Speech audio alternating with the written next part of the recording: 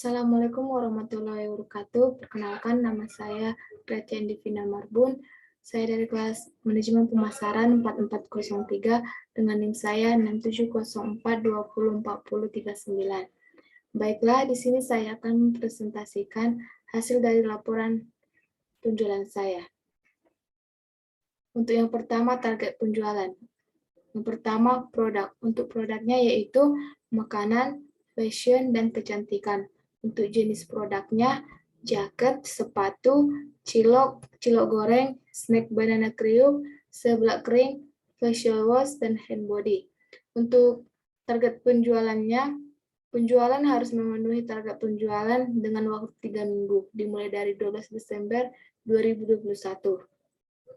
Untuk rancangan promosi yang saya lakukan, yaitu saya memberikan diskon kepada konsumen yang membeli banyak produk pembelian harga khusus atau potongan harga yang disebut dengan diskon untuk produk tertentu.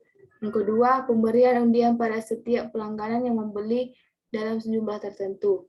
Yang ketiga, pemberian diskon khusus kepada konsumen yang ramah. Dan yang selanjutnya, saya juga mempromosikan lewat WhatsApp, Facebook, dan langsung menawarkan ke konsumen. Dan yang selanjutnya, target konsumen. Untuk target konsumen yang saya lakukan yaitu untuk menargetkan ke siswa, orang tua, dan profesional dalam kelompok usia 8 hingga sampai 45 tahun, yang termaksud dalam kelompok berpenghasilan rendah dan menengah, dan memiliki kepribadian yang santai dan tidak terlalu peduli. Dan yang selanjutnya, evaluasi penjualan. Dari rancangan promosi yang sudah disusun, maka belum bisa terlaksana semuanya. Banyak orang-orang yang tidak merespon dengan adanya kegiatan promosi yang dilakukan, seperti contohnya pembuatan story WhatsApp yang hanya dilihat saja oleh penonton story. Dan media sosial pun yang dibuat tidak banyak mendapatkan traffic atau visitor yang ingin membeli atau sekedar mencari info. Dari penjualan yang dilakukan di minggu pertama, pemesanan tidak berjalan sesuai estimasi yang ditentukan sebelumnya, sehingga ada beberapa orang yang sedikit kecewa dalam kasus yang terjadi ini. Maka yang terjadi adalah kepuasan pelanggan kurang mendapatkan poin yang bagus. Dan dari segi keuntungan, juga masih belum bisa mendapatkan hasil penjualan sesuai dengan target. Hal ini terjadi kegiatan promosi kurang bisa menarik, banyak konsumen dan variasi harga masih belum bisa membuat konsumen untuk membeli. Banyak orang-orang yang sangat menyukai harga promo, akan tetapi dalam hal ini promosi harga masih belum bisa dilakukan dari hasil yang diperoleh pada penjualan di minggu pertama, dan bisa menjadi referensi untuk penjualan di minggu selanjutnya untuk bisa mendapatkan keuntungan sesuai dengan target yang sudah ditentukan. Dan untuk selanjutnya, revisi target dan strategi. Dari hasil yang diperoleh pada penjualan di minggu sebelumnya, perlu ada revisi target dan strategi dari evaluasi yang sudah dilakukan. Adapun revisi yang harus dilakukan yaitu sebagai berikut. 1. Lebih bisa memahami karakteristik konsumen dan lebih spesifik lagi dalam melakukan segmentasi pasar. Yang kedua, harus bisa membuat konten-konten yang menarik dari media sosial yang digunakan dalam memasarkan barang atau produk. Yang ketiga, meningkatkan sistem closing atau semakin baik teknik closing, maka semakin banyak prospek yang mencapai ideal atau bertransaksi. Dan yang keempat, menjalani hubungan baik dengan pelanggan, lebih berhati-hati lagi dalam melakukan proses jual beli kepada pelanggan agar pelanggan mendapatkan kepuasan yang maksimal.